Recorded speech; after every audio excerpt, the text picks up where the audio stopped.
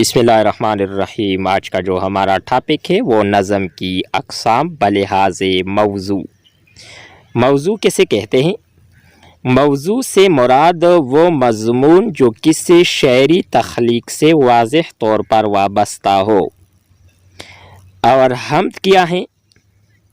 حمد کی تعریف دیکھیں، جو نظم اللہ تعالیٰ کی تعریف و توصیف اور ستائش میں لکھی جائے اسے حمد کہتے ہیں۔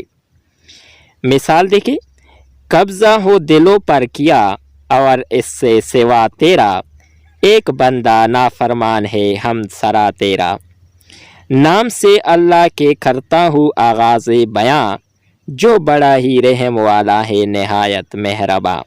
یہ حمد کی مثالیں ہے۔